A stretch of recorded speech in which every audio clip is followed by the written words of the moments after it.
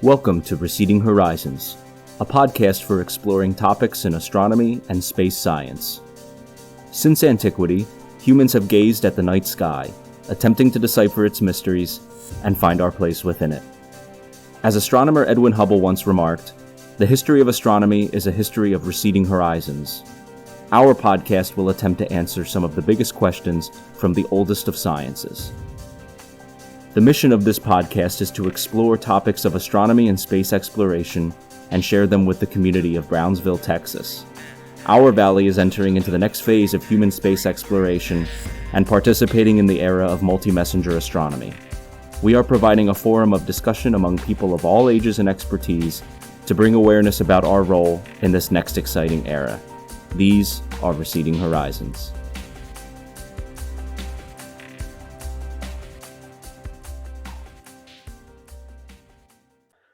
The exploration of other worlds has opened our eyes in the study of volcanoes, earthquakes, and weather.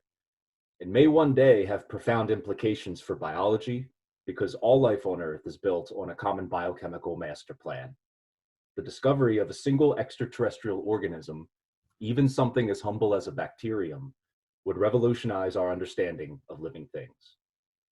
That's Chapter 14, Exploring Other Worlds and Protecting This One, from Carl Sagan's 1994 Pale Blue Dot, A Vision of the Human Future in Space. This is Receding Horizons Episode 1, where we plan to talk about biology, the science of life, both on Earth and in the realm of the cosmos. We'll also be talking about dinosaurs. So, without further ado, our guest today is Andrew Maurer. Andrew has a Bachelor of Science in Biology from the University of Pittsburgh, Pennsylvania, received in 2016. His research interests span comparative herpetological phylogenetics and paleobiological studies, as well as genomic mapping and comprehensive studies in the Aves, Lissamphibia, and Squamata. He is currently a data entry worker at MicroGenDX in Lubbock, Texas. Previously, he's been a shift lead and veterinarian assistant at Banfield Pet Hospital in North Wales, Pennsylvania, and was an intern at the Harleysville Veterinary Clinic. He also speaks German, and I've had the honor of calling him a friend for the last 13 years. Andrew, welcome to the podcast. Thank you, Richard. Thank you for having me. Yeah, we've been talking about having this episode for a while because I think the three of us, every time I talk about space, usually the first thing that comes to mind is life on other worlds. I think a lot of people link the study of space to, are we alone? And what better to study life here and then apply it to what we know, to see what's out there. So I know you're interested in space as well, Andrew, but your primary passion is biology. What got you into it? Tell us about your background. What made you interested in biology? What aspects of biology and all of that? Just go ahead and tell us. Yeah.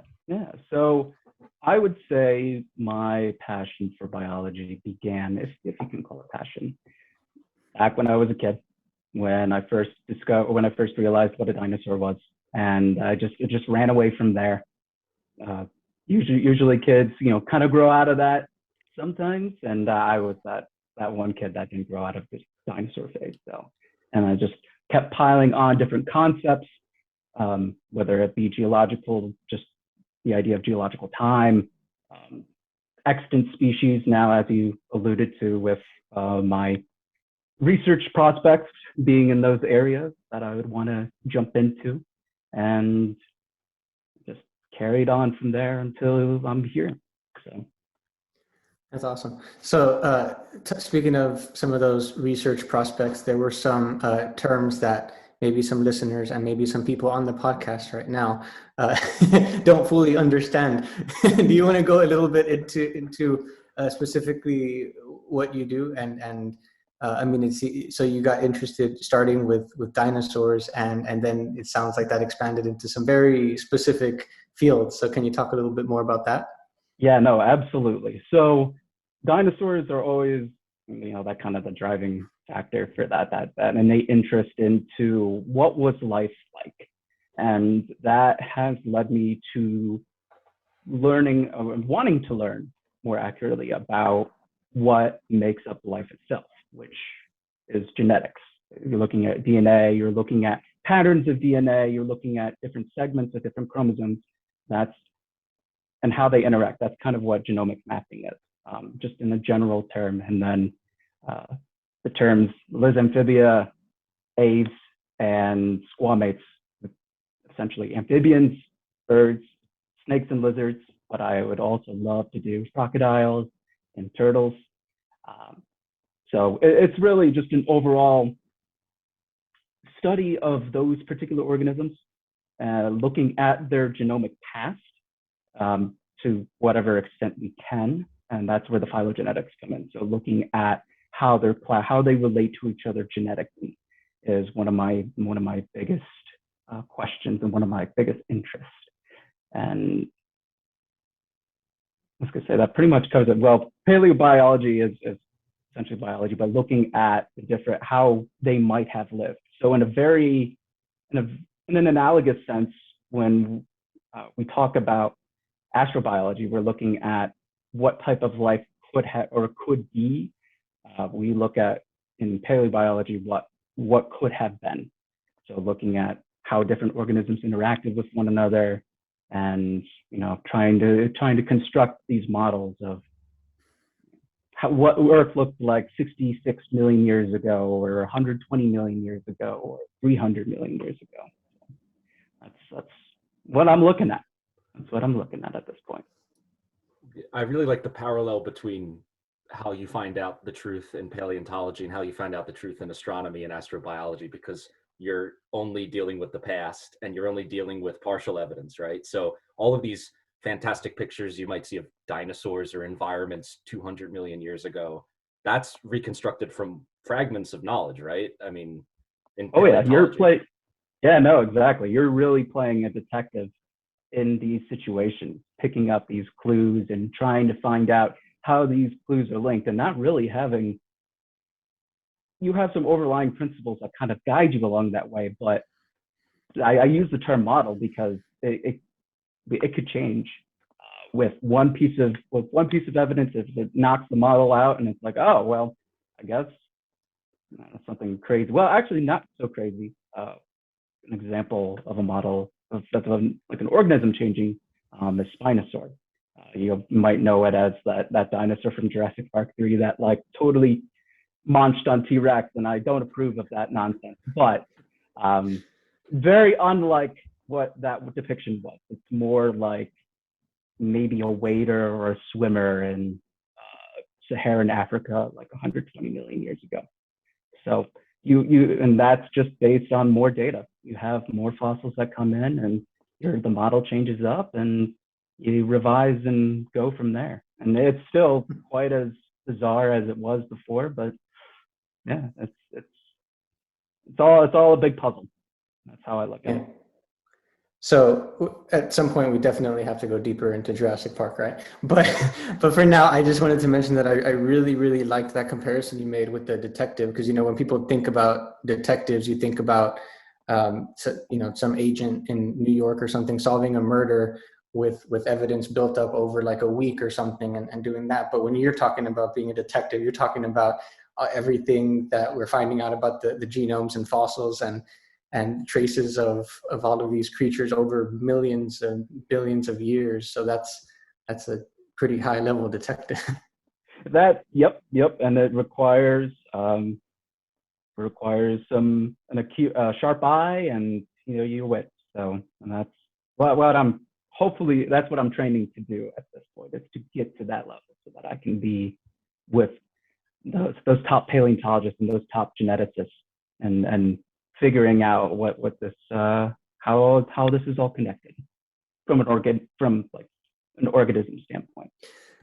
Okay, and so you start with dinosaurs. Is the goal to figure out from dinosaurs and to now how everything is connected? I know we have a basic idea of the the series of evolution from then to now, but so to your role is to really tie the pieces even closer together and find more specifically how we came about. That's right. And obviously finding genomes of like Tyrannosaurus. So like going back to Jurassic Park, being like, oh, we extracted DNA from a mosquito in an amber. like, yeah, that's great, but that DNA probably degenerated millions of years ago, so it's not really feasible to do that, unfortunately. But you can still have different technologies be introduced to find out what certain aspects of a dinosaur could have been like. So an example that came up not too long ago, there was it was a late Jurassic theropod, so like a meeting dinosaur, and it was feathered. The name escapes me for some reason, but we were able to use, I think, and don't quote me on this, but it was a type of technology that could look at the remnant of the melanosome, which is the pigment in your skin that gives you color, at a dinosaur feather. And we were able to determine what the color of that feather was. And we thought this was impossible like a decade ago, and maybe even more like a decade and a half ago. But yeah, just to have new technologies applied to old ideas just is mind blowing. And can I think now that I think about it, I think the dinosaur is Achiornis, I think, but obviously, can't confirm that right now. But and what like period did this exist in? What or era? I should say. So era. So no. What's Jurassic and Triassic? Correct me. What is that? What are those? Those are eras. So, those are eras. No periods. Triassic, Jurassic, Cretaceous period. Your era is the Mesozoic. Ah, okay. So what? Yeah, we're talking late Jurassic, I believe. It could be early Cretaceous as well. Okay, interesting. Yeah. Now this begs the most important. I think the most important question, which is, what's your favorite dinosaur and why? And go into that. Like, ooh, well, you knew it was coming, so I knew it was coming, and you switched it. I thought this was going to be the bastard burner, but dang, you front loaded it on me. So there's a lot of iconic dinosaurs, right? You have Tyrannosaurus, you have Stegosaurus, you have Brontosaurus, and for all those out there who's like, well, technically it's a patasaur. I think being called a thunder lizard is much more cool than being a patasaur. So to say brontosaur is acceptable, and this is confirmed by the paleontology community as well. So, but I would have to say my favorite dinosaur of all time would probably have to be Allosaur. And that is because it is your basic model for what top tier predator at that time looked like. It's just the body build, the proportion of like the front limbs to the hind limbs, the jaw structure, the fact that it has like a little crest, so you can imagine like some ornamentation on it. The fact that it was found in mass with other herbivores, other allosaur, might indicate that it could have been pack hunting.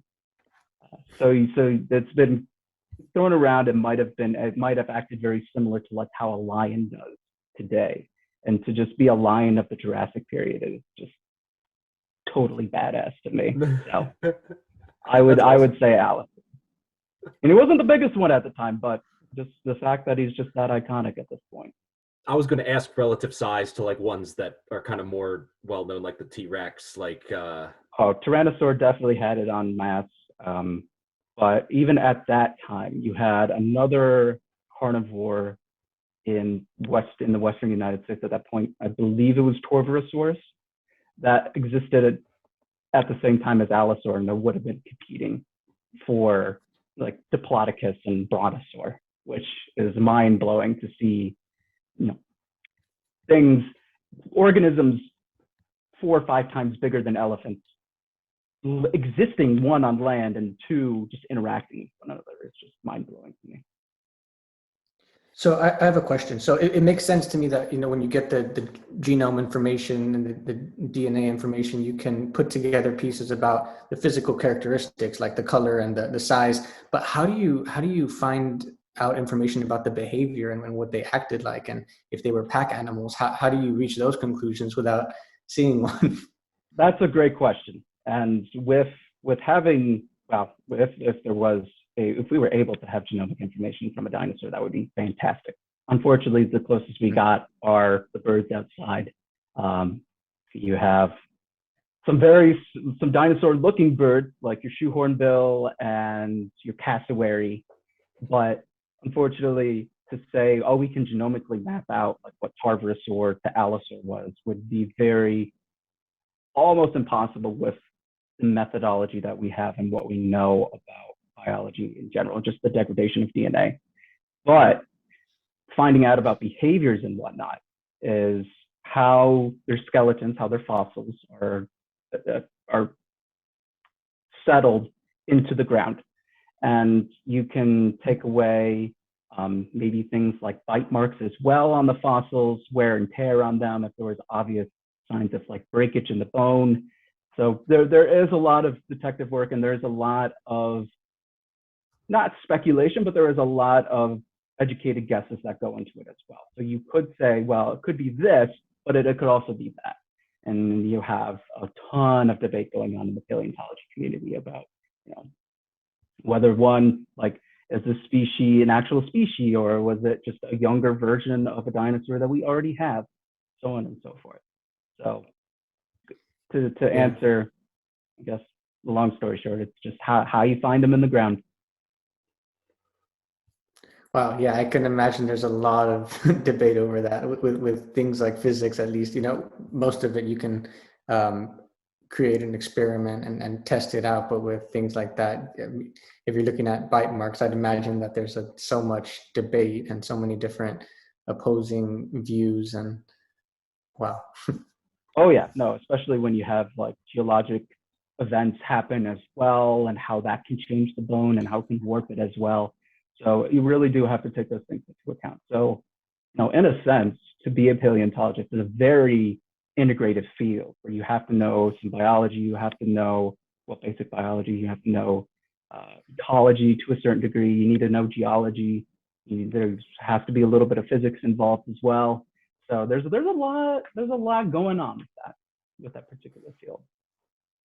Yeah, I always thought that there's no two closer science relatives than paleontology and astronomy, because it's the same exact thing. It's comprehensive. It's you need a little bit of everything. Even if you want to do biology and chemistry, you gotta know those things to do them on other planets, and you're only interacting with the past. You can't even replicate those experiments here. So exactly, more fitting for a first episode too, to talk about these two big fields.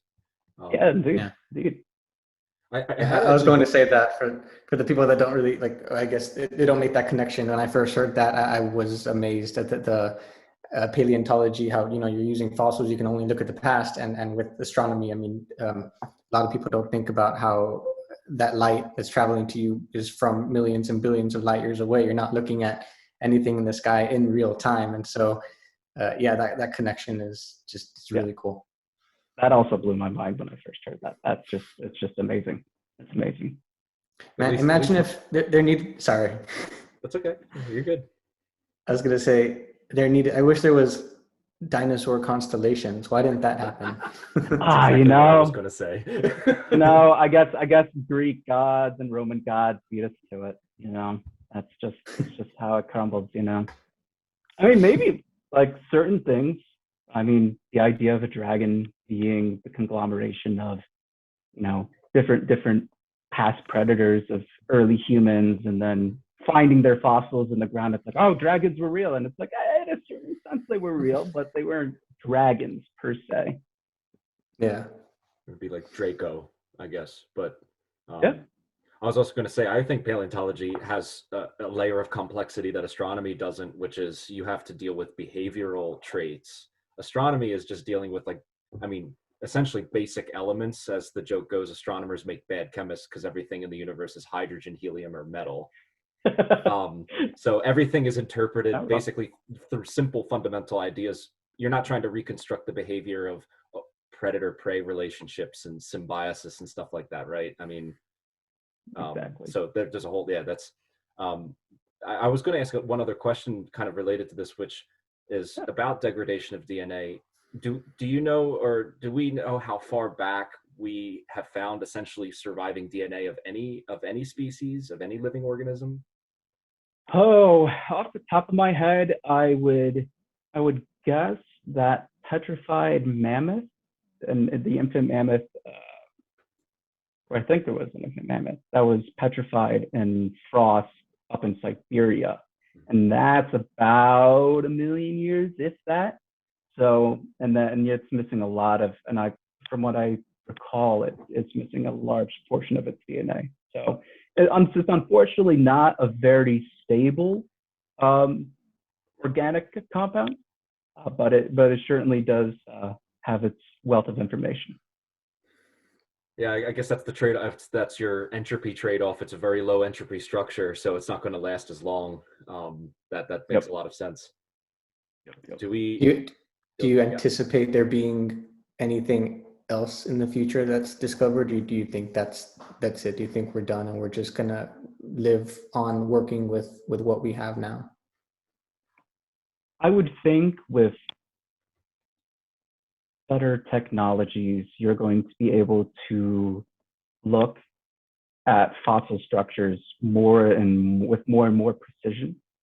So that could lead to some breakthrough discoveries in terms of actually finding organic compounds. I mean, there have been some exquisitely preserved mummifications. So you have skin imprints and what that dinosaur last ate still preserved in a sense, not like it's like still moving, but it's imprinted in the set, and you saw what it did. So that leads credence to behavior, diet, things of that sort. But in terms of taking it and comparing it to the genomes of extant birds or amphibians is unfortunately, at least for all I know, out of the question. But obviously there is a wealth of more, there's a lot more people out there that are looking at the same ideas, and they're digging through that information figuratively and literally, I suppose.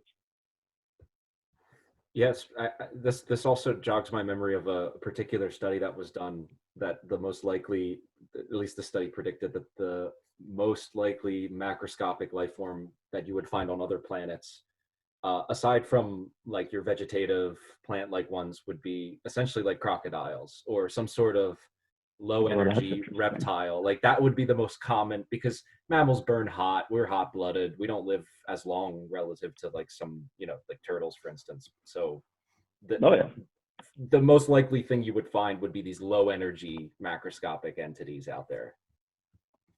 Yeah, that would make complete sense, just from a standpoint of being able to use your environment as your heating source, as opposed to having to take in so much energy just to keep, just to maintain the balance within your system, to maintain homeostasis. So yeah, no, that is a very good point. And yeah, if there were an off-world croc analog, that would just be fantastic. Also terrifying because it's a crocodile, but fantastic nonetheless. Just in case, before we switch off the topic for dinosaurs, I see Yoshi behind you. Indeed. He's a dinosaur. Yeah. What dinosaur? He's my man, one. And then two, favorite Mario Kart character, always go to him first. So just me too, actually. He's always, I never really had a reason, just for some reason I've always been attracted to, I always choose him. Yeah. It's because he's Yoshi. Because he's Yoshi. And the fact that he could just take in and just like, oh, there's an egg. Yeah, he's we were playing Mario the other night and doing a lot of that. So yeah, I guess maybe the universe is filled with lots of Yoshis. Maybe there's that would be terrifying, but also awesome. But also very awesome. I get murdered, I want it to be by a Yoshi. That's a good way to go. Death by Yoshi. Okay. I had a question. So this is also kind of a big question and much more serious than what's your favorite dinosaur, although that's the most important question. Especially when you're studying biology at university, and you get a comprehensive view of the different areas of biology. in your experience and what you've read and everything you know, what is the current best definition of life as we know it? And my ultimate reason for asking this, I know this is a huge question, so for the listeners out there, I understand this is like the biggest question you could possibly ask, basically. My point is, you actually asked a good question as a great conversation point on this very podcast, which is, why isn't fire considered alive? And I thought that maybe you have some insight that, like, based on the definition of life as we know it now. Absolutely. And that definition, like life itself, is changing. It has different modifications. It has different iterations. It is something that is debated a lot amongst the biological community. And you'll have different definitions thrown around, but usually it's a laundry list of different features about that entity that, you know, if they have it, then it's considered more lifelike, I suppose. And if it doesn't, then it's something that is less lifelike. So the thing that comes to mind for me would be viruses. And are viruses alive? Well, they are not really they're not made of cells per se, but you have single cell organisms. So you'll point kind of a check mark for that, but not really. Can it sustain itself? Does it take in energy? Does it take in material and excrete waste? That's also a big part of what makes life life. You have to bring in energy in order to have some sort of, you know, metabolic function. That's another thing. If the entity doesn't have a metabolic function, then we don't consider it too lifelike.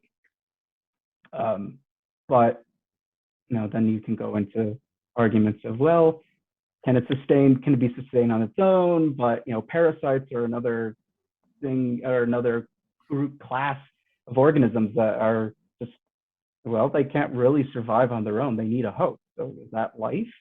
Are they considered are they considered a life form? But one of the best definitions that I've seen so far was actually from a Forbes article. And it was an entity that can adapt to its environment. And so taking fire as an example, it does in a sense take in stuff and excrete stuff. So that take in is oxygen and carbon, and that excretion is water and carbon dioxide and heat. So you could say, okay, well, there's a point for that. It does spread. It can kind of adjust to its environment a little. If like the wind changes, it goes with the wind. If there's not a carbon source to burn, it doesn't burn it. But one of the things that actually kind of blew my mind is the being able to be subjected to evolutionary pressures and having genetic information, or information in general. So that doesn't exclude possibly in the future, you know, if AI is lifelike. I mean, they have information, they can do a lot of these things, but that's a whole other podcast in itself. That's a whole discussion. Yeah. So I would say the reason why fire wouldn't be considered living is it doesn't have genetic information. It can't really respond in the way that we respond to, like, let's say, heat. So if I put my hand on the stove and it's hot, I'm going to pull my hand away. Or there's a decision, if I keep it on, you know, something will happen and I will be able to receive that. So to be able to take in stimuli as well and then react to it is a huge part of something being alive. And if you take cells into account, and if it doesn't have cells, then maybe that's not living as well. So you can kind of poke at fire from a lot of different angles and see that it's not living, and it's also kind of intrinsic in a very weird way. It's very qualitative. You can look at a rock and say, yes, no, clearly it's not alive like I'm alive, or like how a bird is alive, or how a plant's alive. There's growth, there's complexity, there's taking in information and energy, there's releasing energy and waste, and having all these just being more complex than just a simple reaction of, well, I mean, with fire combustion. But Right. yeah. That's an interesting perspective. I never considered what you said about taking in information and almost like having an updating. Like there's, even if it's implicit, even if it's instinctive, like, oh, there's danger, run. Oh, that hurts, or oh, there's food over there. Then they're not consciously thinking that up to the continuum so far that we understand as us, which is we can make those decisions consciously. It seems to be life involves this updating of information, and then that's passed down along that, and that's where genetics comes in, right? I mean, genetics is what encodes that. Right, exactly. You can think of the genome, your genome, programming you to do these things in a sense. There are other information that come from being, for us being in a culture, but just like learning in general, a little bit more complex than the basics of like memetics, but nonetheless, having like you said, like an update, being able to process information and then react or process stimuli.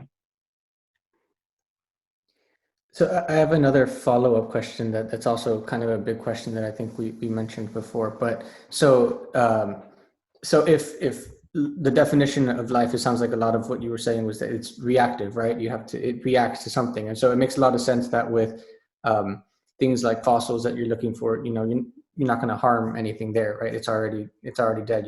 You're here to study it, what's on Earth. But in terms of astrobiology, there's something that's not really taught. I've seen it mentioned, but not too much. But the morality of it, if we find life somewhere else on another planet, on an asteroid or something, you need to test it, right? And you need to test it for its reactivity with different things. But then there's a moral implication if that's somewhere else. It's not on Earth. It's not something that's already dead. It's something else that could potentially evolve. And so there's a moral implication in testing it and messing with it and checking its reactivity. What do you think about that from a scientific perspective? That is a great question, just because with the sciences, just because it is feasible to do doesn't necessarily mean that you need to do it. And by that, an example would be if we found complex life, Martian bacteria, even like Martian bacteria, or more extravagant, be like extraterrestrial life, and see what should we do. I am under the belief of, or I'm under the impression that observation is a must. Observation is one of those things that you to collect enough information to see what exactly is going on. And whether you believe that, I personally don't believe that if you go into, like, say, on a planet, you're automatically interacting with those things. So to almost take like a Star Trek approach would be what I would like to do, or what I would be in favor of, is to just observe, to learn, and to collect, and to have that contrast, or that another reference point to life on Earth, and that is the most exciting aspect of, for me, astrobiology in general. It's looking at, well, how did life form on these other planets, and how does that compare to the models that we have here? Because once you have another reference point, that definitely makes or breaks what you know about yourself and about the reality around you. So it's just another amazing thing to strive for, just for humanity in general. Yeah, I love that connection. I want to talk more about astrobiology, but the purpose of it, right, and the reason, and people are asking, what's the point of looking for life elsewhere? And the point of all astronomy is to look out and to learn more about the universe, so that we learn more about ourselves. And I just read in Carl Sagan's Pale Blue Dot that we only found out about global warming because of two people studying Venus and what was going on with their climate. And then they looked back and they were like, oh man, we're in trouble. So there's studying life on Mars and how that is now and how it could or has evolved would just help us learn about ourselves. Yeah. Yeah, no, exactly.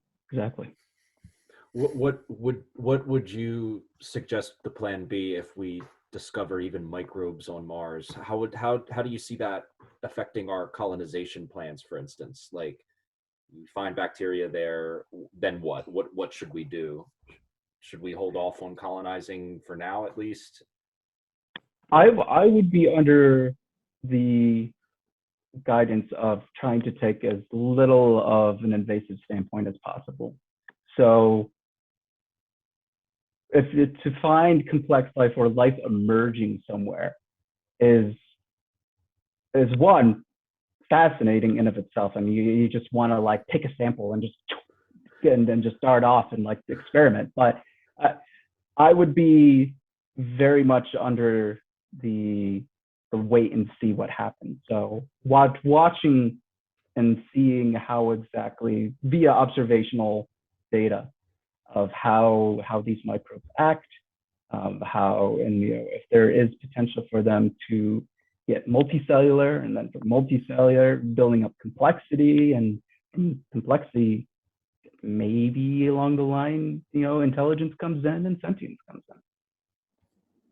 And then you have like one of those, what I call Star Trek situations, where there's emerging consciousness and suddenly you show yourself by accident and you've just given them mythology or something like that. Like, yeah. So there's a moral implication going all the way to, oh, what if they're humanoids or something and they're just becoming conscious? That they're at the stage we were a couple million years ago, and suddenly you show a spaceship to them and they think that you're a god, or you don't even know, right? Like, exactly. What about carbon? Like, because speaking of like Earth being a single data point, and I know there's exceptions to this as well, but there's like the 6 standard kind of elements for life, and that seems to work here. And I know there's theoretical models of other something-based life, like silicon-based life. But what is it about carbon that seems to be the leading, like the reason why? Is there something particular about carbon, of why life is based on it? No. So carbon is one of a select few elements that we find common with organic life. Carbon being the definition of carbon life, or organic life. If it has carbon, it's organic. Hydrogen, oxygen, nitrogen, and there's one more. I'm pretty sure there's one more. Wait, there's phosphorus and sulfur, right? Phosphorus is pretty important, especially when it comes to metabolic processes. Okay. I want to say. Dang. I forget which ones they are. Dang. Now. What I'll do is don't at me, all the biologists out there. Don't at me. I'll put a picture at this part when we do the. Indeed. But yes, no. So carbon in conjunction with especially nitrogen, oxygen, and hydrogen make up what we know as organic life. And what makes carbon the exception, or what makes carbon so exceptional, is its ability to make complex molecules, which is what we are, when you break it down, essentially are complex molecules. Going from peptides, so protein built the monomers, which are your basic building block, to nucleotides, which are the basic building blocks of DNA, to all these other different structures that make up proteins and whatnot. They come from simple compounds that then build complexity, and that can only, from what we know, we've only observed carbon being able to do that. And if I had to take a stab at it, I would say, because it's so high on the periodic table, there's not as many other valence shells with the atom, so that you're close to the nucleus, so you're able to make really, really strong bonds with carbon. And with carbon, you're able to then build strong, complex molecules. And in conjunction with water, you have your ingredients for building your basic blocks like ribulose, like acetaldehyde, two molecules that are really important, or that we think are really important with the formation of complex life in general. See, those are like tracers for your exoplanet hunters who are trying to look at the atmospheres and see, oh, well, I mean, they haven't even found oxygen yet in an abundant ratio, which is one of the big goals of exoplanet stuff. But even detecting like some basic, like, I don't know, maybe amino acids. I'm not even sure if that would be detectable through spectroscopy, but stuff like those elements. If you see that particular mixture somewhere, there's a high chance, based on what we see here, that there's something going on there similarly. Yeah, no, exactly. And like you said, being able to find those elements in an abundant amount within the atmosphere, yeah, you're at, and if it's at the right spot within the right distance from the sun, it's like bingo, there might, and it's got water on it, like you best know there might be something there. That's what I was actually going to ask. Is that the reason that planets with water are a particular interest? It is, I guess, I want to understand a little bit better that connection, that, okay, there's water, then there's definitely more of a chance for life if water is not really. So, so water is one of those compounds that acts as a great solvent in conjunction with carbon. And what that solvent does is it can help facilitate different reactions that happen. So for example, breaking down fats, breaking down proteins, breaking down sugars, all needs water. So having that available helps build and take apart complex molecules. It also is great at taking on heat, so that, kind of to back up a little bit, one of the things that we talk about when we talk about the emergence of life or organic life on Earth is the idea of the prebiotic soup. And what that is having a sufficient enough heat, having a sufficient amount of carbon, hydrogen, nitrogen, and oxygen within water, helping insulate the intense radiation from the sun at that time, and to have these links, these different compounds come together and start blocking into more and more complex structures. So water is one of those things that and until we find another reference point, that is what we know is essential for life. And if we find it on another planet, the odds of having that with obviously the suitable condition could yield more and more complex organic molecules, therefore possibly the emergence of some sort of cell-based organism. I think that's what makes Jupiter's moon Europa particularly exciting, because it's the only place in the solar system other than Earth that has that amount of H2O water, and it's being heated up.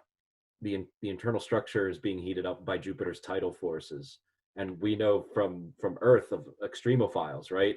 So if we didn't know about extremophiles, we would be like, oh well, there's no sunlight, so how could life form? But now that we have that example here, right, that's important. Yep. No, exactly. And having extremophiles, so organisms that can live in very, very harsh conditions. So being able to stay suspended in animation and like sub-zero temperatures for hundreds of years, or being able to live at the edge of am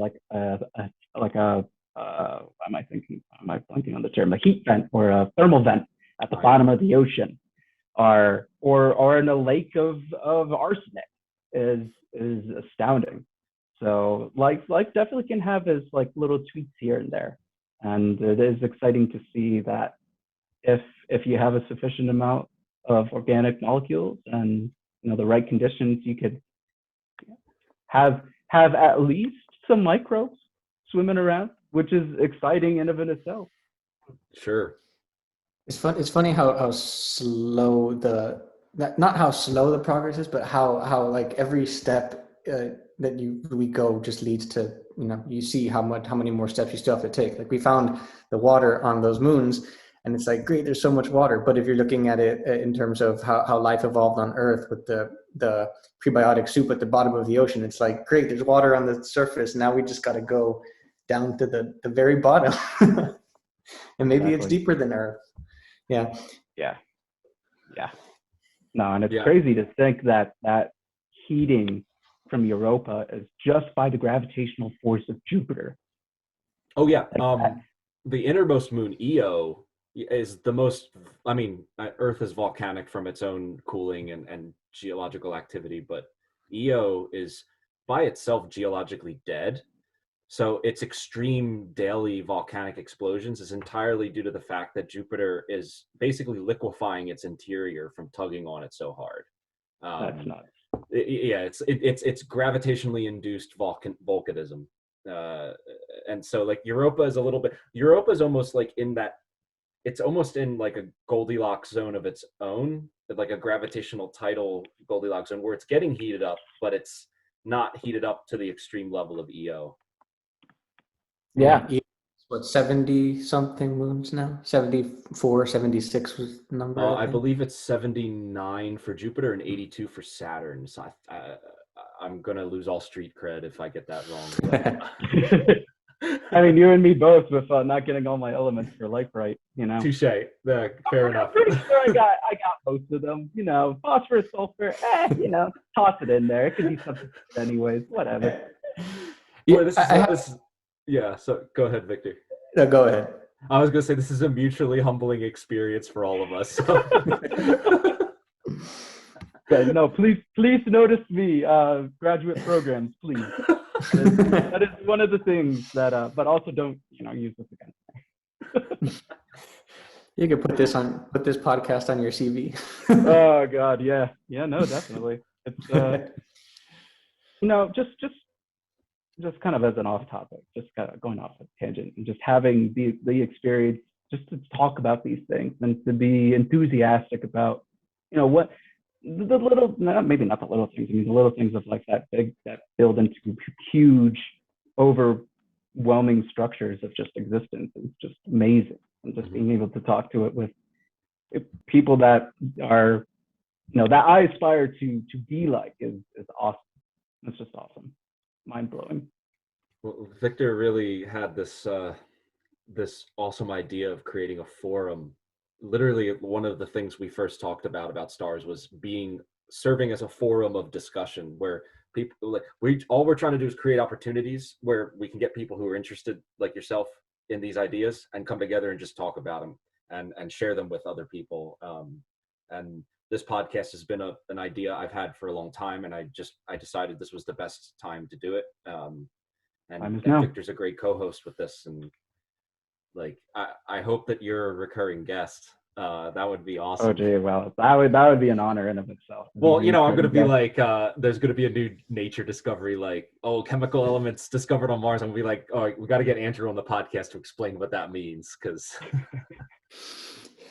Yeah, but the exciting nature of it is so important because I think it's just as important to communicate it and to talk about it and you were just a little while ago you were going off about the basic cell structures and the different types and the foundation of DNA and nucleotides and everything, and I was just thinking all of that happened because of dinosaurs, because you saw dinosaurs and that led into this body of knowledge that and it's like that's what you need though. That's actually, I was going to ask that a little while ago, like throughout learning biology, did you end up seeing it as separate? Like did you take it and then biology in its own became such an interesting thing that fueled you enough to keep going, or was there always that tie back to everything I'm learning goes back to the dinosaurs? It doesn't go back to the dinosaurs, and it definitely makes it more relevant.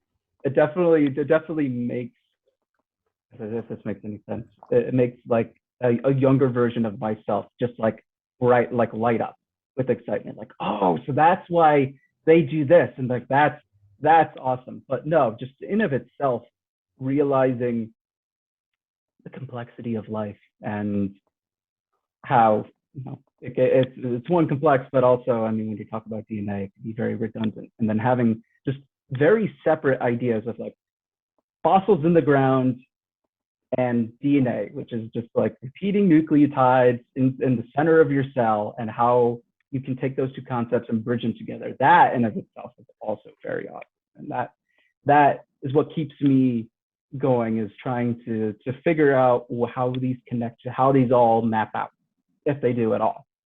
And just that hunt, that case, and just trying to see how all the clues line up, and it's just fun. That's cool. You should definitely, keep finding ways to communicate it, because you're really good at it. And Richard too. Richard is just great at explaining astronomical concepts in ways that are very interesting. And I think it's so important to help motivate people to, follow those paths. I mean, who knows? Maybe somebody will be listening to this podcast and they'll find out for the first time about water on other planets, and then in all this context, they decide that that's what they want to do. And I think that it's crucial that we keep building that conversation and getting people interested. That's right. We got to spread the meme. That's what we got to do. You brought up earlier memetics, and I was going to say that anybody who basically frequents the internet is kind of a natural expert of memetics at this point, right? Sure are. They sure are, man. It's kind of nuts how that idea, and just the idea of like the term meme, it's to have almost a cultural analog to genetic information. So a gene, a meme, and then how meme just like took on a whole other life of its own, man. Okay, you're gonna have to explain that from ground zero, because all right, ground zero. I've never heard memetics. So memetics is the study of memes, and what memes are, coined by Richard Dawkins, is the cultural packets or cultural informational packets that can range from things as simple as how do you, what's the proper way to walk? How do we look at, what colors mean? And then going all the way to things like religious beliefs. Like those are all memes. If it's within a culture, if it's shared culturally and it has like some sort of cultural foundation, it can be a meme. And that is analogous with genes, because you only have you only have 4 types of nucleotides. And from those sequences of nucleotides, you then can have those transcribed into different proteins. Well, I mean, they would be translated into proteins, they would be transcribed into messenger RNA. That's talking about just like DNA replication. So we're still talking about memes, right? Yes. Right, we're still talking about memes. I'm getting there. And so those build up into more complex structures. And so the idea, having different memes building up and interacting with one another, building up to different cultural aspects. So like, the idea of color, or the idea of honesty, things of these sorts build up and form these social structures. And those transmit all around the world culturally. As soon as we speak and talk, we're casting memes to each other. And it's a tough life to be a meme out there, man. I don't know. I have to say, there's a funny prospect of memes, because you know how astronomers are searching for signals of life and they're tuning to radio frequencies, and we're just broadcasting our stuff all the time out there. Can you imagine if an alien civilization picked up on signals of humans? They're like, oh wow, we found other life, and they get like a meme from 2019 that's extremely surreal or abstract, and that's the only bit of information they have of humanity. They have to figure out all of us based on that one like E or something. Based on a dank meme, yeah. I mean, that could happen, and then that would be a really interesting. Because then, what if we're picking up their detritus? Like we're just picking up, communications. Most of it's trash, and we think like, oh, it's Encyclopedia Galactica, but really it's just a meme. Could be. Yeah, whatever their analog of like a soap opera is or something, you know. Yeah. I'm thinking of, have you guys seen Rick and Morty? Oh yeah. Have I seen Rick and Morty? We've watched it together. I've dabbled a little bit. I'm thinking of the episode with the talking heads where like every planet has to get their top talent, like their top musical talent, like that, but the meme version. Like every planet sends their best memes, and there's some intergalactic court of judges that decides which planet has the best memes, and all of the other ones get destroyed. I'm willing to bet we've been the champions for the last few years because they've been pretty solid, I have to say. That also reminds me of. Go ahead, Andrew. I was gonna say I don't know if they've seen some of our Minecraft memes, but they might turn around. They might be like, "Oh, intelligent life hasn't formed on Earth yet." So. Yeah, you know. The one response to, I think it was the Voyager records when they were launched, there was, I believe it was an editorial column or something that basically wrote an opinion on them, and there was a bunch of sounds recorded on the golden records and different music from different generations, and they put rock music, and the rock example was Johnny B. Good, or I think it was Roll Over Beethoven or Johnny B. Good. It was Chuck Berry nonetheless, and the idea was aliens do find it and they send us a response, and the only response is send more Chuck Berry because they like it so much. I was like, yeah, that's basically the Heads episode of Rick and Morty. Pretty much. Yeah. And I guess so. I know we were talking about carbon and memes. The name of the episode. Carbon and memes. Episode 1, Carbon and Memes. Actually, that is the current lead candidate for the name. I'm going to even type that on my notes here. So Carbon and Memes with Andrew Maurer. Chuck Berry, please. More Chuck Berry. Yeah, more Chuck Berry. That could be a good episode title too. Speaking of, I guess, memes, and Richard Dawkins reminded me of Replicators. And I know that replicators are our current idea of kind of where life originated from on Earth, at least, was the replicators were kind of the fundamental structure. But that's still an assumption based on all life, right? Like there could be other things that instead of replicators out there that could also cause adaptation like life, right? That's where the debate is, and that's where how exotic can you get that within staying within a physical bound. And yeah, we might find that there's a non-replicator or set of organisms that exist, which would be interesting to see, just because all we know is replicator-based life forms. So I mean, you could even theoretically think of a time within the prebiotic soup that there were replicators and non-replicators. And through evolutionary processes, replicators won out because they were able to have more of them and take in more stuff, more nutrients or molecules at that time, and be able to build more. So what if there was a situation where instead of water, it was another type of solvent? And they almost did, and they went a different direction. So that is also one of the reasons why, astrobiology is one of those things that I have my ear to the floor for, because it really shows you what exactly is possible out there. And to say maybe we're, not exceptional, maybe we are exceptional. And it's just keeping, it's finding out that answer, solving that mystery.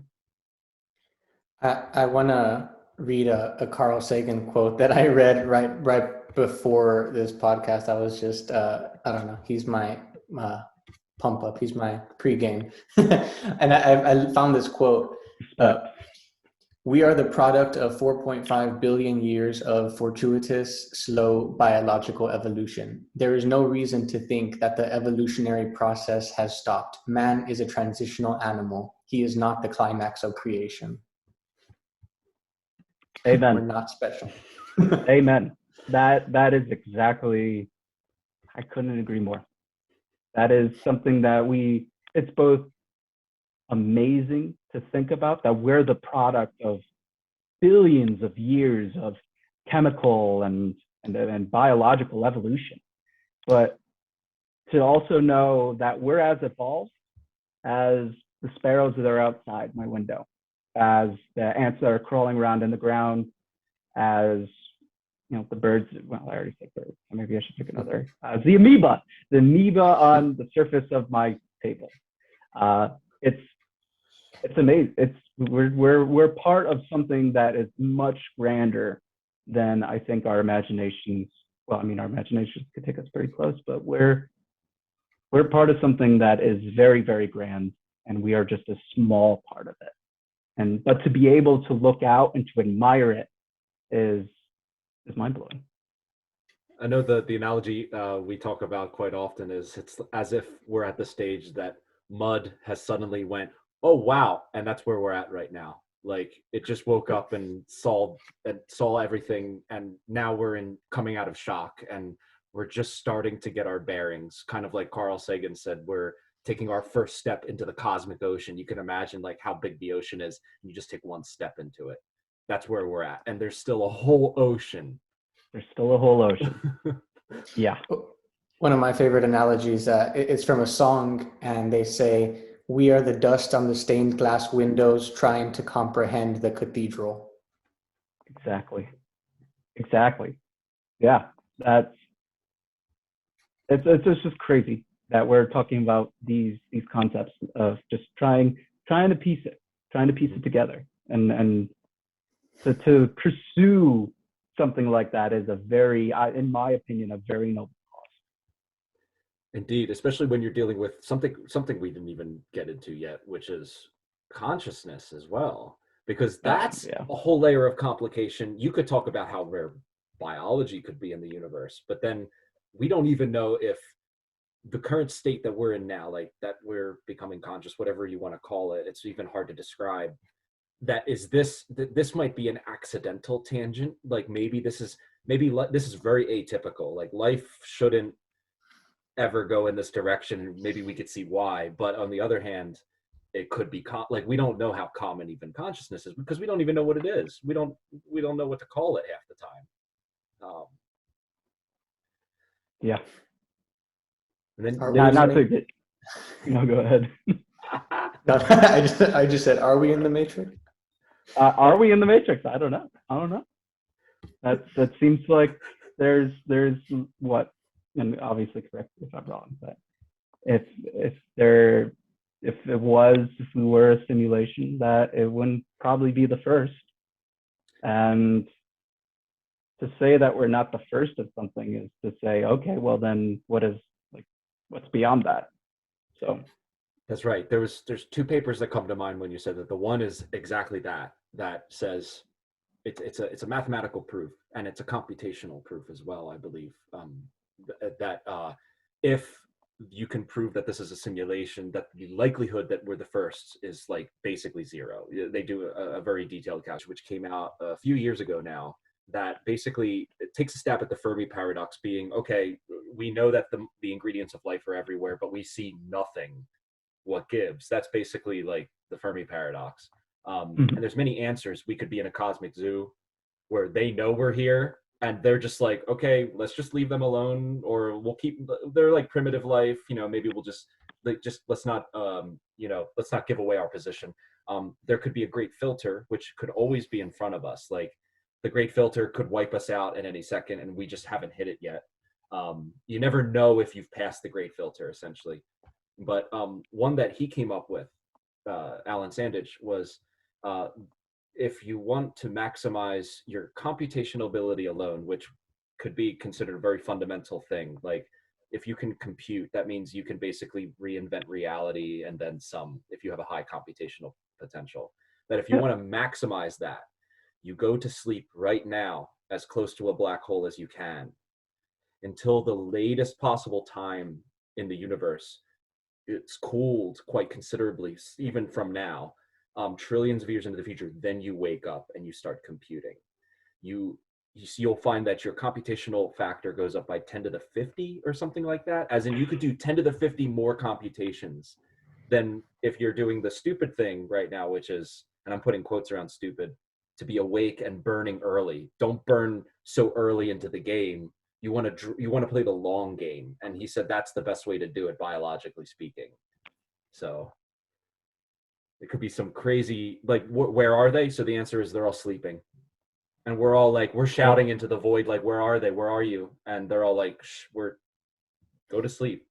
Wake up later. Could be. We could have also fallen asleep a long time ago and just forgot about it. That could be. Oh, well. For all you listeners, this took a very dramatic turn. Indeed, yeah. No, not to get all heavy and all, but.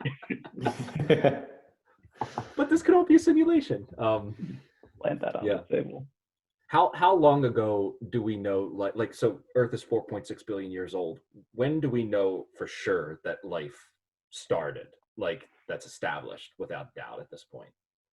Without a doubt. Okay, that's bad. That's a bad phrase. Again. No, it's okay. I guess. Again. To all my biology, compatriots out there, don't at me. But I want to say it's around 2 billion years ago that there was findings of very primitive prokaryote-like organisms. And it took billions of years to get from microbes, from prokaryotes, so prokaryotes being things like bacteria, like E. coli, other different forms of bacteria, to things like amoeba, like zooplankton, really tiny, microscopic but complex organisms. And then you reach into your Cambrian period, which starts the Cambrian explosion, which you have all these, relatively large, organisms. So what was relatively large? Maybe like, I guess maybe like half a meter, 3/5 of them, or like 3/4 of a meter long organisms, and have a whole variety of them too. So that is an interesting point. That, to my knowledge, there are some exquisite preservations. I know, especially up in Canada, at like the Burgess Shale in the Rockies. But past that, really digging deep into the origins of complex life on Earth is that's the place that you want to be, is looking into the Cambrian period and seeing what's going on. Obviously, dinosaurs are much more charismatic organisms, but if you really wanted to get to the nitty gritty, you're looking at your Cambrian era or your Cambrian period organisms and seeing what's good in those rocks. I recall reading a long time ago as a kid, this it was in this book called The Kingfisher's Young People's Guide to the Universe. It's an amazing book, by the way, if you're like, under 18 years old and you want to get a first look at all the stuff we're talking about. But one of the things they said in that book was an early form of photosynthesis could have been with like algae, like clumps of algae in the ocean, something that's very vegetative, and rich, soaking up the environment, very rich in proteins and molecules to eat, and it's got photosynthetic cells, which you blew my mind the other day when you told me that in chlorophyll there's like a photosensitive element, like what is it, magnesium or something? It's like magnesium that's at the to kind of backtrack. So chlorophyll being the pigment responsible for photosynthesis, being in chloroplasts, which are organelles that are inside plants that give them, chlorophyll gives it the green color because the light bounces off the green wavelength that absorbs red and blue mostly, and either light passes through or bounces off, and what it bounces off is green, with that particular wavelength, which I can't think of off the top of my head. Green? Mm-hmm. Well, it would be around 550 nanometers, I believe. Right. But having magnesium, of all the elements, being in the middle of this complex, able to take light, and then its own electrons are excited and get shot down or passed, or they resonate with other chlorophyll molecules to eventually an electron acceptor, and then it just kickstarts the whole process of photosynthesis from there. So yeah, magnesium being that one element out of all the carbon and hydrogen and oxygen that's really carrying on, or at least initiating, jumpstarting that process. And to think that that element was blasted out of a dying star and coalesces into this is just that's mind blowing. Yeah, good. I know I've been saying mind blowing a lot, but life is pretty mind blowing. This is all life is pretty mind blowing. Exactly. When you think about it, when you put a little bit of pressure on it, it's like, oh wow. It's like if we're talking about evolution, might as well go back, before the Earth was made, all the way back to the star that blew up. Exactly. I mean, what's the quote from Neil deGrasse? We're all star stuff. Is that it, or like we're forged from stars? Yeah. Everything that we see was from stars. Literally, and that all of that stuff was forged from some event that happened a long time ago that we don't understand. Suddenly there was some expansion, and hydrogen, helium, and a few other small mixtures of elements were produced. And from just those primordial ingredients, you have chlorophyll, and you have like the hemoglobin in your blood was, at least a lot of those iron molecules were in the core of a super giant before it went supernova. Like that stuff blows my mind. The calcium that's in your bones, some of that came from stars, that star atmospheres. I mean, when you look at the surface of the sun, the temperature of the surface of the sun is at the right temperature to essentially cook calcium to its first excited state. So you see calcium in the atmosphere of the sun with its ionization state bumped up because it's being heated. So we know that there's, like, in red stars, even cooler stars, there's complex organic molecules in the atmospheres of stars, that's also mind blowing. So yeah, it's cool. Even here at the observatory here, and a focus on astronomy, I think everywhere in the world, I know in Vera Rubin, which a lot of people are excited for, they're studying supernovae a lot more. So, and I know that they're studying it, in part to understand the evolution of the universe as a whole. But I just now put that together that, when you look at supernovae, that's, pretty much as far back as you can go without going to the Big Bang, from where we came from. So that's pretty cool. Yeah, who knew that essentially gravity plus the strong nuclear force gives you life, because those two forces are balancing each other in a star, and that star is giving you all the ingredients and energy you need to produce life. And it's just because gravity is collapsing down and the strong nuclear force is saying, no, I still have fuel, I'm trying to prevent that from happening. Eventually it exhausts and it collapses, but just that interplay of two forces gives you all of this, which that's something that it's beyond poetic, I think, at that point, especially because it's about reality itself, Indeed. Yeah. One thing I was going to do was share my screen on this particular thing. So it's a study that I think I shared with all of you, right? Did we all see this? Okay. Yes. And this was 2018. It was the graph that I just wanted to take a look at and talk about, because this is something that I only saw this last week, and my whole life I was told that, oh yeah, humans are not the dominant species on the globe, and it's a humbling statement, and I totally understand it, but I never had numbers, and now I have numbers. And and tell me, what does this plot tell me, Andrew? This is all of the big kingdoms, right? Yeah, so from what I can see with this particular image is that the entire square is representing the total biomass on the planet Earth. And of that biomass, the majority of it is plants, or what we'd consider plants. I would say then that's gigatons? Gigatons of carbon. Gigatons of carbon, 450 compared to 2 gigatons with all things considered animal. Animal.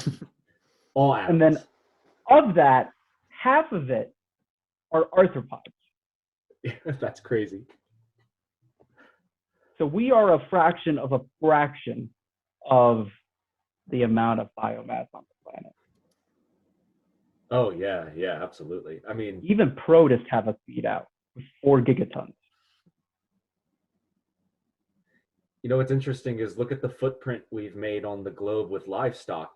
This is all produced by humans, and we've produced more livestock per mass than us, like on the planet, which is kind of crazy to think about. Like if you were to take a snapshot of this from an external perspective and see this amount of like domesticated animal, you'd suspect there's something organizing these things in this way.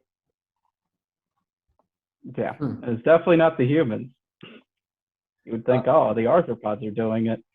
Yeah, that's kind of crazy to think. You would think the arthropods are doing it from the mass. That's kind of crazy.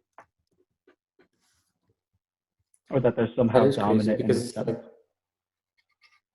it's like because the livestock, I mean, at least the animals were already there. We just kind of learned how to work with them and manipulate the population for our benefit.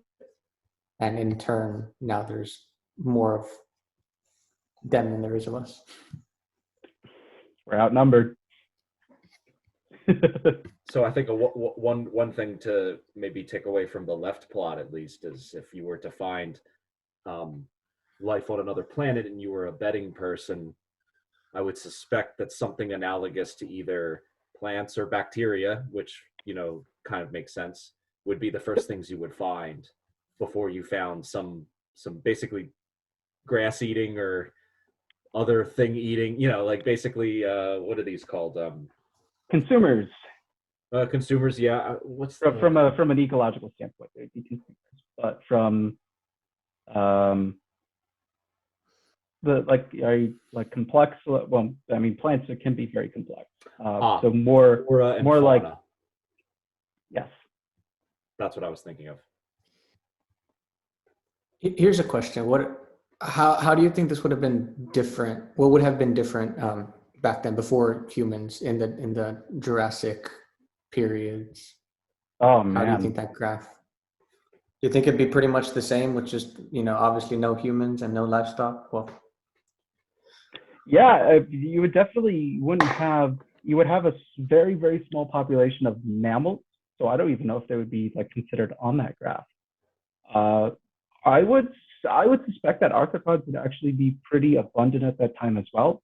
It's just unfortunately they're so small that having preservations of arthropods is kind of difficult to have happen, other than resin or amber, which tying it all back to Jurassic Park and all that good stuff. Full circle. But full circle. ABB. Yeah, I can imagine. At least, I guess, what was the classification? Wild birds. I mean, let me reshare that real quick. You just replace that with dinosaurs. Fish, about the same. You also had marine reptiles at that point as well. So maybe mixing it up a bit with what you're considering. But your annelids, your nematodes, your mollusks, your arthropods, cnidarians, I would imagine they would be about as abundant as they are in this particular graph. Mm-hmm. And then what are cnidarians and annelids? Cnidarians are things like sea anemones, like jellyfish, I believe. Don't at me, biological community, please. I'm fairly certain those are cnidarians. Hydras are another type of cnidarian. Yeah, but very, very simple, relatively speaking, in terms of structure. And and I believe almost exclusively aqueous. Okay. And your annelids? Do you know what those are? I want to say those are segmented worms. Oh wow. Okay. I want to say. And So obviously mollusks and nematodes. I guess for the people who are only listening and not watching, this is the biomass distribution on Earth by Bar-On, Phillips, and Milo, 2018. And it's from so they're working out of the Department of Plant and Environmental Sciences, the Weizmann Institute of Science, as well as the Department of Physics at Caltech, and the Division of Biology and Biological Engineering at Caltech as well. So we got Caltech and Israel. Caltech and Israel. That's a very interesting paper. Puts numbers to the whole who's the dominant, at least in terms of mass, who's the dominant life form on the planet. Plants win, of course. Plants win. They be soaking up all the carbon, and that kind of makes sense because they're taking in carbon and they're fixing it. And from a metabolic standpoint, fixing would be, or I guess, would it be metabolic at that point? Anyway, it's essentially making carbon from a non-organic carbon to organic carbon. So adding hydrogens essentially. Kind of makes sense. If you had like a star of a different color, because there's red and orange stars, you can go up to blue stars, and you had essentially the same photosynthetic process, you would be taking photons of different color, which is different energy. So I guess your plants would have to be, I mean, chlorophyll might be drastically different, or it might be a different color plant, right? Exactly. And it depends on whether or not it would be, I guess it wouldn't be chlorophyll at that point if there wasn't magnesium in it, but I would suspect, and you find this in a variety of plants at different elevations and at different like levels of like a forest, that they'll have a different distribution of the same chlorophyll. So chlorophyll alpha, beta, and carotenoids. So carotenoids being carotene is one of them, beta carotene. And those usually act as more of as an antioxidant element. So making sure that UV rays don't punch holes in the genome of healthy plants, causing them to die. And so I could see. Oh, go ahead. Sorry, no, go ahead. Finish your thought. That being that I would suspect that if chlorophyll is something that's consistent with other life or in like other planets and others like star systems, that it would either change drastically or that distribution would just be dramatically different, giving a different color to like the leaves, the flowers, if they even have flowers, et cetera, et cetera. And the atmosphere, right? Would you be able to find out if there is plants on the planet through spectral data? That I don't know. Would it be a plant if it doesn't take in carbon dioxide and release oxygen? That's a good question. Yeah. There is a case study on how to detect that kind of stuff, but it was more to see the limitations of our detectability. And this study was done over, I think, a decade it was an imager looking at the Earth, the entire disk of the Earth.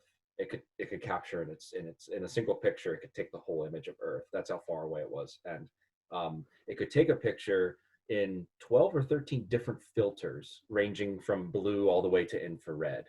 And then what it did was it would observe Earth over like years worth of time. And in a single picture, it would take every pixel and average that pixel down to one single pixel. And then they would have a single pixel as a function of time per filter. So you could actually detect the cloud pattern changes just from a single pixel of information. You could tell that there was water and other types of molecules like that. And the point of that study was, if you're taking a look at an exoplanet over years, and only one of your pixels happens to get the signal, you could still make a lot of conclusions based on the habitability just from 1 pixel's worth of information. Nuts. Yeah, nuts, exactly. That's interesting. But also a lot of the analysis at least is based off of, what we know from Earth. And I mean, as far as we know right now, Earth is the only Right. habitable planet, but there could be life on other planets that are habitable, that are completely different from Earth. And one thing that I read was that our, no matter how sensitive our technology gets, it's still, a lot of it is limited to, well, it's measuring what we know, and maybe there's some signatures that we could read off of exoplanets, and we could really quickly dismiss them from having life, but maybe life just evolved differently there. Yeah, exactly. And that's where really looking into what elements we have available to us and really seeing, is there anything else that can really, obviously carbon has that ability to just really make really complex, elaborate, almost like an infinite amount of variation and an infinite amount of length of molecules. Well, you have silicon, which is in the same elemental group, and maybe in theory it can make some long chain of molecules, but it's not quite as versatile as carbon is. But I would suspect if there was anything exotic that you would look at that, you would try to look at silicon, but who knows? Who knows?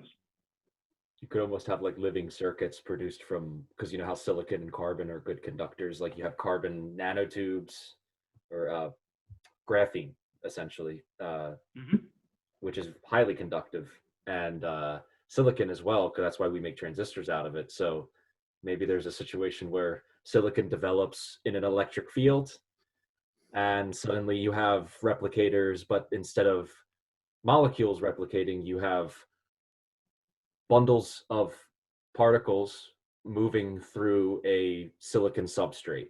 And there's certain molecule, or not, you can't even use the word, see, that you could think of life not even composed of molecules, they're just electrons and certain weird configurations that some survive and some don't. And you have the same natural selection effect in silicon or something. I don't know, I'm just speculating here. But when you study this stuff long enough, you get some weird thoughts. That's for sure. Well, honestly, that's part of the beauty of it all. I mean, having the idea that, oh well, maybe that the amount of black holes that are produced by a universe correlates to some sort of fecundity aspect of that universe to create life, and that then can therefore induce more black holes, and it's like that's nuts. And that the fact that that's picking up traction is amazing.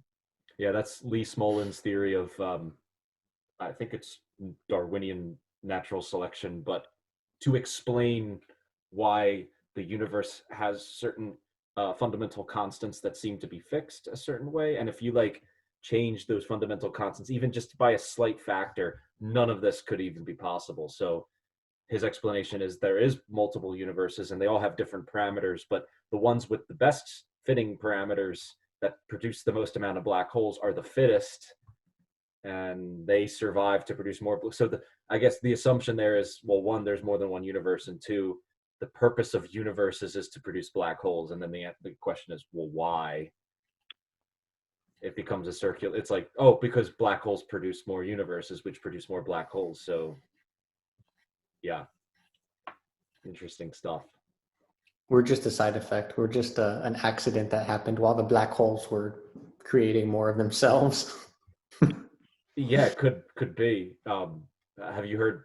You guys have surely heard that theory that if AI predictions are true, and strong AI is developed the way that some people think it will, that you can look at us almost as a biological cocoon for a non-biological intelligence. And that even might be the tendency of all intelligent life, is to create technology, and that technology just supersedes them. And that's why we don't hear signals from life, because that stuff goes off into goes near a black hole, does the most intelligent thing possible. I don't know, like. Yeah, that's some heavy stuff there. Yeah. For those just listening, Victor's like mind blown face is awesome right now. Yeah, I did want to go back to talking about evolution in terms of consciousness. We brought it up, I think, for a little bit, but I think that's really interesting too. I mean, when you look at consciousness and compare it to AI, I mean, I guess if you look at AI as the cap, which I mean, it could just be the beginning instead of the cap, but looking at that, we are very uninvolved. I meditate a lot, or I try to meditate a lot, and one thing that I've heard that it's just really interesting is that we're so uninvolved that the back in prehistoric times, the earliest versions of humans, they had to deal with a lot of stuff that we didn't have to deal with, and we have homes now, we sleep in beds, but they didn't. They had to deal with just wild animals and things around, even just snakes and things that could kill them at every corner. And so they're part of the process of evolution, natural selection, and the reason that some of them stayed alive and some of them didn't was the characteristic of being aware of those dangers and constantly being alert and cautious of them. And I read that, a lot of the reason that people have anxiety nowadays and cannot mentally calm themselves is because our minds are still unevolved, and we're still kind of in that mindset where we're thinking that in this, I'm phrasing this all wrong probably, but No, we're still in defense mode, even when we have no reason to be. Oh yeah. Yeah, no, definitely. We're almost our bodies and our minds are trying to catch up to the lifestyles and the cultures that we've cultivated for ourselves. And so there is no external dangers, but now we're creating our own. And that's one reason why we can't just mentally stay calm, and we have to create all these anxieties for ourselves. And imagine how much more we could do if we didn't constantly worry about things that didn't warrant worrying. Right. I've had a lot of conversations with my mother actually about this. She's studied psychology, and I really enjoyed these types of conversations with her about like the mechanisms of anxiety and how it works in society now, how we respond to things. And it's like that same circuit saying danger. There's a lion over there, and clearly there's no lion, but it's in a chronic state, and it's applied to everything. And we're more exhausted now, I think, in a lot of ways, because that circuit is going haywire. It's like, for a lot of people, including myself, it's like it's applied to non-physically threatening things in the moment, where your fight or flight response is now on, but there's nothing to fight or flight from. But it is still embodied, so there's a lot of physical aspects to it as well. And yeah, it's almost as if maybe this is a symptom of this transition out of that state, we're seeing the effects. I mean, apparently I heard that back pain is still a symptom, an effect of us still standing up, because we're not fully out of that phase if you think about it, right? Like, yep. No, absolutely. I've heard the same thing, where we're still dealing with some of the evolutionary repercussions of, one, being bipedal the way we are, and two, having the cranial size that we have. We're still dealing with that, as well. The rest of the body is still trying to deal with that and what that actually means. Yeah. I don't think our body is evolving as fast as our technology is evolving.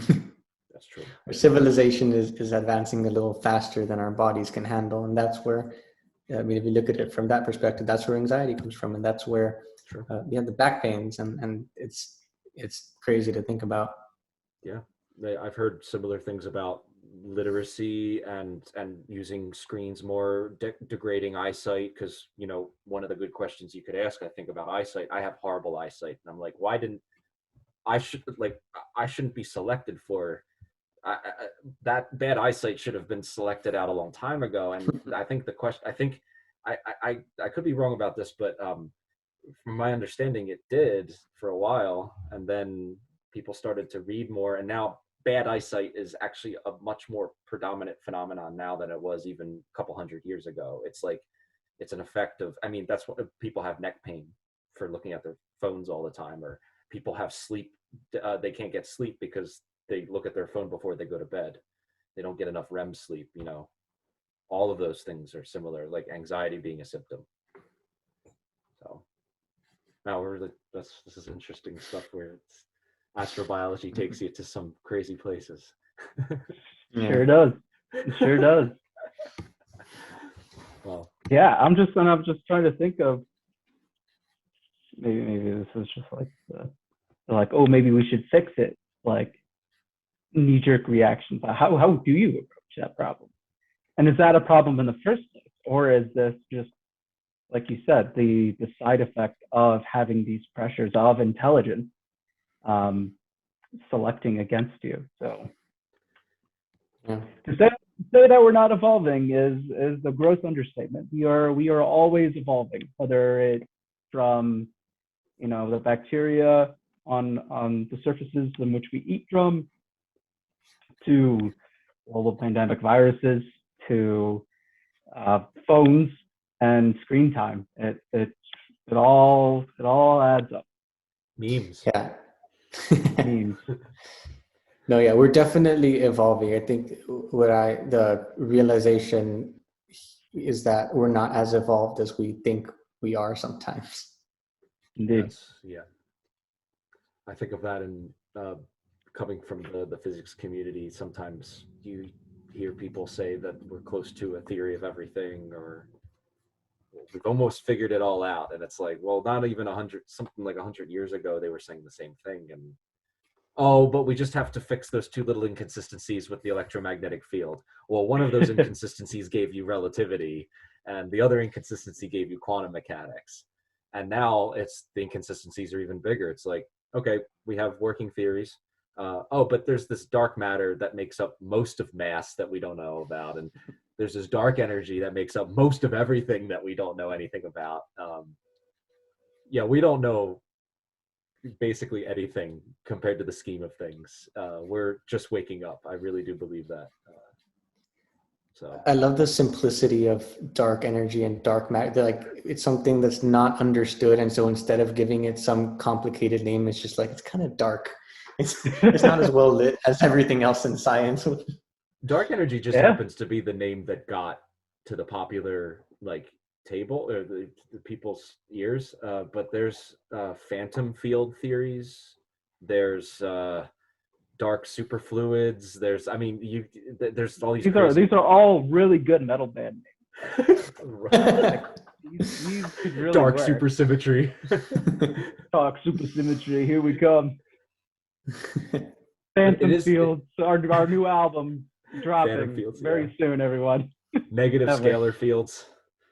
Yeah, the thing that kind of really just I can't comprehend is that you have a theory that explains a lot of things you see really, really well, but nowhere in the theory does it explain some of the observations you make. Like you're like, oh, we could explain most of this, but there's this large amount of stuff that we don't know where it comes from, and the theory says zero about it. That's kind of freaky to me a little bit. Yeah, I guess that's kind of, not to overuse the word evolution, but how science evolves. You got some things that you do understand, some things that you don't understand. So you kind of fill in the gaps for now, placeholders, dark energy and dark matter, and then figure out what you do know to the extent that you can, and then hope that somewhere along the lines you'll find out more and it'll be less dark. Yeah, no, exactly. And, that biology has its fair share of woes like that, as far as I know. Parts of, like we were talking about chlorophyll earlier, there's some aspects of photosynthesis that are still debated, still sort of need to be looked at. Like, oh, well, what are these? We have this, but then we have this molecule, but then it's this molecule. And well, what are the reactions in between? So you gotta figure that out. Obviously, evolution, like looking at phylogenetics, which is just the relationship of everything based on genomic similarities, like that's completely debatable all the time because you're finding out about different genes that are in common with different organisms that you wouldn't think would be related to. And you're having to always go back to the drawing board with these sorts of things. And one of the exciting things about sciences, also one of the heartbreaking things about the sciences, or at least the backbreaking aspects of the sciences, is that there's a constant revision of what's going on. There's a lot of risk of dead end too. Like that's the risk you inherit in scientific research is you're just picking a direction that you think looks good, but for all intents and purposes, it's probably not going to work. You gotta really, there's a lot of perseverance that's understated in science, I think, especially in biology. I mean, biology, there's so many hard to answer questions in biology. It's mind blowing. Like you just pick one animal and there's so many things about that we don't understand. That's Yep. That's one of the beauties of it, and that's one of the nightmares of it is that when you answer one question, 10 more take it. Yeah, I think the only way to be okay with it is to understand that you will never understand everything. Exactly, and I think that is one of the things that to go into the science, and this was one of the things that I kind of stepped away from and now wanting to re-engage with, is that idea of not being able to know what exactly is going on, and to say, oh well, this it looks like this particular theory kind of went to a dead end, but I could say now that is the case, and I'm going to move on from there. And it's really having that ability to be flexible with the research topics, with being okay with having that of hitting that wall and being like, okay, this isn't the end. It just means that there's another avenue that I haven't looked at, and having, like you said, Rich, that perseverance of being able to keep asking those questions and to keep testing those ideas and to see if it holds it's worth insult. So that's a pretty awesome note to I feel like we've wrapped up a lot of topics. How do you guys feel about where we stand right now? I mean, we basically did 2 hours. I think it was really good. Yeah, we definitely went through a lot. So indeed. So anything else you want to, did we cover everything that you would have liked to cover, Andrew, or is there anything else you wanted to? Oh, that and more. No, I mean, yeah, no, I mean, just shout outs to my general education in the past, all the teachers and all the professors. And here's to the future of this podcast and to the sciences in general. Do you have any future plans for yourself that you're working on now? Any projects, anything going on in your life? Grad school. just being nutty enough to go back into the academic fray and really honing in on those skills, especially mathematical skills and statistical skills that I feel like that are underdeveloped. And past that, not really much else. It's awesome. Well,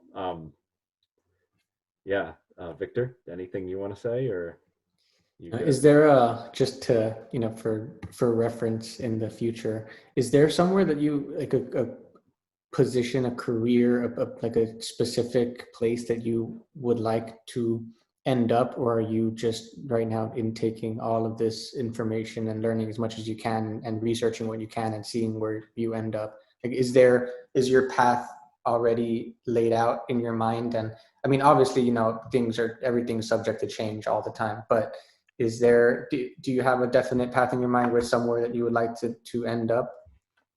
Staying within the sciences is definitely where I want to end up, as much as I can. Whether that lands me somewhere in research specifically at like an institute or at a university is up for debate.